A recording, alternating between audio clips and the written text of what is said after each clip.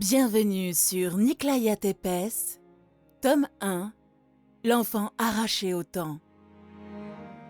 Un crossover entre Harry Potter et Le Prince des Ténèbres de Jane Frost. Une histoire qui allie fantastique, fantasy et romance. Une production du studio Kali Records. N'hésitez pas à vous abonner, liker et me faire un petit bonjour en commentaire. Et maintenant, place à l'histoire. Chapitre 7, partie 2. Il y avait eu de la douleur, la fièvre, les nuits agitées par des accidents de magie incontrôlés, mais aussi les souvenirs de ce que l'enfant avait subi, revenant par fragments cruels. Des cauchemars, des pleurs, des cris. Et certains jours où le simple fait de faire 3 pas relevait presque de la torture. Les 2 vampires n'en menaient pas large. Yann venait voir l'enfant presque toutes les heures, tandis que Vladimir faisait fuir les domestiques à force d'arpenter les couloirs avec une mine si sombre que personne n'osait lui adresser la parole. Un sourire tendre apparut sur les lèvres du seigneur tandis que la petite silhouette, accompagnée de sa gouvernante, disparaissait au détour du couloir. « Monseigneur ?» Philippe resta encore quelques secondes à regarder dans leur direction. En la voyant ainsi, on ne devinerait jamais tout ce qu'elle a traversé, n'est-ce pas? C'est vrai, monseigneur. Duval, conseiller du seigneur de Châteauneuf, était arrivé au domaine en plein milieu de la convalescence de l'enfant. Il avait donc rencontré Nyclaia alors qu'elle se trouvait encore au plus bas. Ce fut à la suite de l'annonce de l'arrivée de Yann Finnegan que le jeune Duval avait été dépêché à Châteauneuf par son père. Cousin par alliance du seigneur, le baron s'était inquiété de voir apparaître soudainement un prétendu membre éloigné de la famille dont il n'avait jusque-là jamais entendu parler. Ce ne fut qu'un mois après son arrivée que Philippe décida finalement de le mettre dans la confidence, Duval ayant suffisamment prouvé qu'il était digne de confiance. Avant d'être interrompu par l'apparition pleine d'énergie de la jeune demoiselle du château, le conseiller était justement en train d'informer son seigneur que l'existence de Nyclaia avait commencé à circuler dans les différents cercles de la noblesse et que plusieurs seigneurs seraient désormais fort intéressés par l'idée d'un mariage de convenance. Philippe n'était pas dupe. Du haut de ses 8 ans, la petite possédait déjà un charme certain qui ne trompait guère sur la femme qu'elle deviendrait. Elle serait, à n'en pas douter, magnifique une fois adulte. Mais ce n'était pas cela qui attisait réellement les convoitises des seigneurs de la région. Non. Ce qui les intéressait, c'était avant tout son lien de parenté avec Philippe Pau, seigneur de Châteauneuf, ainsi que ses accointances avec une tête couronnée de Valaquie. Rapace comme il l'était, il n'était donc guère étonnant que la demoiselle de Châteauneuf attise les convoitises. Mais voilà, en premier lieu, ce n'était pas à Philippe de décider de l'avenir de la jeune fille, mais à celui qui était devenu son père depuis quelque temps déjà. Et surtout, Philippe connaissait une vérité que tous ces seigneurs ignoraient. Ces 3 invités de marque ne venaient pas de son époque. Alors comment envisager de marier Nyclaia ici, dans ce siècle, alors qu'en premier lieu, elle n'aurait jamais dû s'y trouver? Philippe ramena son attention sur son conseiller. « Duval, combien m'avez-vous dit avoir reçu de propositions ? » « 3, monseigneur. »« Et de qui ? » ?»« Le baron Ménard. » Philippe fronça légèrement les sourcils. « Votre père ? » ?»« Oui, monseigneur. Il souhaiterait vous présenter mon plus jeune frère. Il doit avoir 14 ans aujourd'hui. » Voyant le seigneur plongé dans ses réflexions, Duval, pensant à tort que Philippe envisageait réellement la proposition, s'empressa d'ajouter. « Mon père ne cherchait qu'à asseoir son autorité, monseigneur. Il pense sûrement que ce mariage pourrait le rapprocher davantage du pouvoir et, par la même occasion, renforcer ma propre position à vos côtés. Je vois. Bien. Quelles sont les 2 autres demandes? Le seigneur Grail souhaite proposer son petit-fils. Il en est hors de question. Le seul petit-fils que je lui connaisse est né l'an dernier. C'est bien de celui-ci dont nous parlons, monseigneur. Philippe eut un rictus peu amène. Ce vieux barbouze. Il cherche surtout à obtenir un accès privilégié dans la région, n'est-ce pas? Tout porte à croire, monseigneur, que telle est bien son intention. Tout en conversant, les 2 hommes avaient parcouru une bonne partie du château jusqu'à atteindre la porte du bureau seigneurial. Philippe entra, suivi de Duval, depuis longtemps habitué des lieux. Le bureau du seigneur de Châteauneuf occupait une pièce vaste mais austère, nichée dans l'une des ailes les plus anciennes du château. Ici, nul luxe tapageur, nulle dorure inutile. Tout semblait avoir été choisi pour durer. Une lourde table de chêne, sombre à force d'avoir été cirée et usée par les années, trônait près de l'une des étroites fenêtres.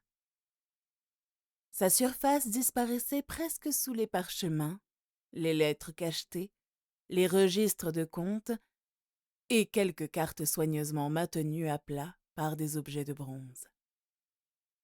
Un encrier de métal, plusieurs plumes taillées et un petit couteau servant à gratter les erreurs complétaient cet apparent désordre qui, pour son propriétaire, possédait sans doute une logique parfaite. Derrière le siège massif du seigneur, une tapisserie aux couleurs assombries par le temps recouvrait une partie du mur de pierre. Elle représentait une scène de chasse où cavaliers, chiens et cerfs semblaient figés pour l'éternité, dans une forêt devenue presque brune avec les années. Une cheminée occupait le mur opposé. Même lorsque le feu n'y brûlait que faiblement, elle laissait dans la pièce une odeur persistante de bois brûlé. Quelques chandeliers et une épée ancienne complétaient l'austère décoration, cette dernière semblant davantage rappeler un devoir qu'une quelconque recherche d'apparat. Des coffres et des armoires massives étaient alignés contre les murs. Certains contenaient des documents, d'autres probablement des choses que seul le seigneur et son conseiller avaient le droit de connaître. Dans un angle, une table plus petite accueillait une carafe de vin, plusieurs gobelets, ainsi qu'un plateau que les domestiques renouvelaient régulièrement, sans jamais déranger plus que nécessaire.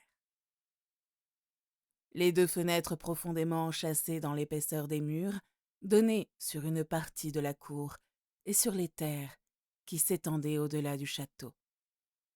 De là, le seigneur pouvait observer les allées et venues de ses gens, les cavaliers franchissant les portes ou encore les paysans venus présenter une doléance.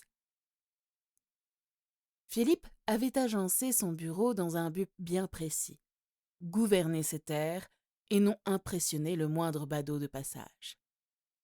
Le seigneur de Châteauneuf s'installa dans son siège massif, puis fixa son conseiller.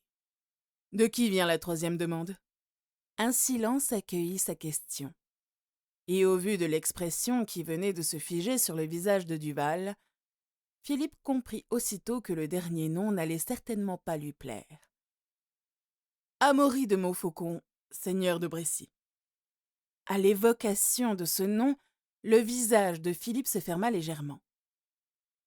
Amaury de Montfaucon était de ces hommes dont la réputation précédait toujours l'arrivée. Approchant de la 50aine, il appartenait à une vieille lignée dont la richesse n'avait cessé de croître au fil des mariages, des héritages et, disait-on, de quelques affaires menées avec suffisamment d'habileté pour que personne ne puisse jamais les qualifier ouvertement de malhonnêtes. Il était veuf, 2 fois. Sa première épouse lui avait apporté plusieurs terres dans l'ouest du royaume. La seconde, une fortune considérable ainsi que des droits sur quelques domaines particulièrement fertiles. toutes deux étaient mortes relativement jeunes, et si rien n'avait jamais permis d'accuser ouvertement le seigneur de Brécy de quoi que ce soit, les langues se déliaient volontiers dès que son nom était prononcé loin de ces gens. L'homme n'avait aucun enfant. Amaury était grand, encore robuste malgré son âge, avec de larges épaules et une silhouette soigneusement entretenue. Ses cheveux, autrefois noirs, étaient désormais striés de gris aux tempes. Il portait une barbe courte, toujours parfaitement taillée, et accordait à ses vêtements une attention presque excessive. Velours sombre, fourrure coûteuse, bijoux discrets mais suffisamment précieux pour rappeler à chacun l'étendue de sa fortune.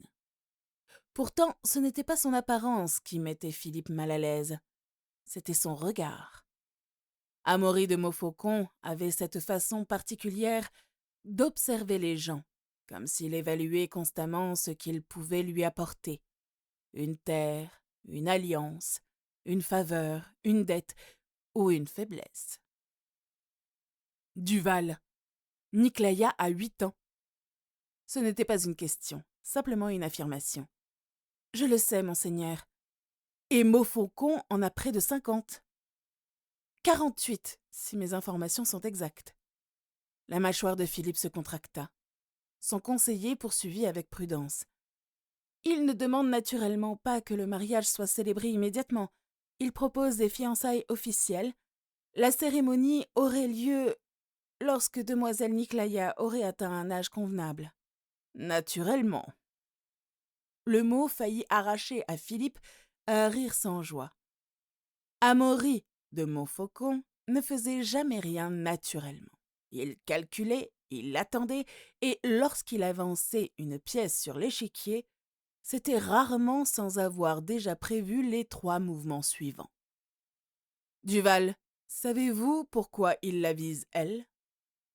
Le conseiller baissa brièvement les yeux vers les documents qu'il tenait. Officiellement parce qu'il considère cette alliance comme honorable.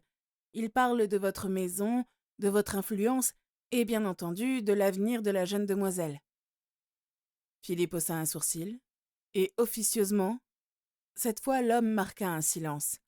Niclaïa est une enfant placée sous votre protection, dont l'origine exacte demeure suffisamment obscure pour attirer les curiosités.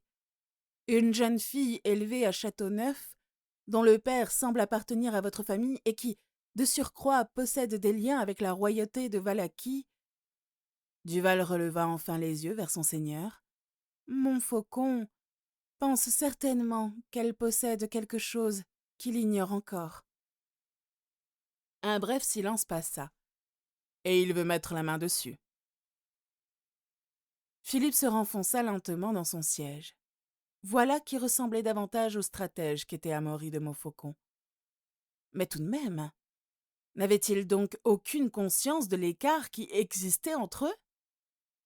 Pourquoi demander une chose pareille?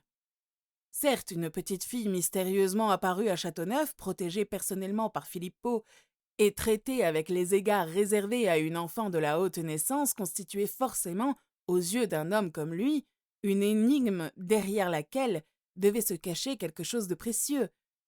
Mais malgré tout, Philippe restait curieux. Comment ce vieux stratège a-t-il présenté la chose? Il offre quelque chose? Oui, monseigneur, une somme considérable à la signature des fiançailles, plusieurs accords commerciaux, ainsi que son soutien dans certaines affaires à la cour. Duval lui tendit le parchemin. Philippe le contempla sans même prendre la peine de le toucher. Le prix était élevé. Beaucoup trop élevé pour une enfant de 8 ans, ce qui rendait la demande infiniment plus inquiétante. Il est donc persuadé qu'elle vaut davantage encore. C'est également mon avis, monseigneur. Un fracas retentit soudain dans la pièce. Le battant de la porte venait de heurter violemment le mur. 18 heures étaient passées. Et sur le seuil se tenait un homme grand, roux, manifestement réveillé depuis peu et passablement furieux, qui fixait le seigneur de Châteauneuf avec un regard particulièrement mauvais. « J'espère, monseigneur, que vous n'avez pas dans l'idée de vendre ma fille.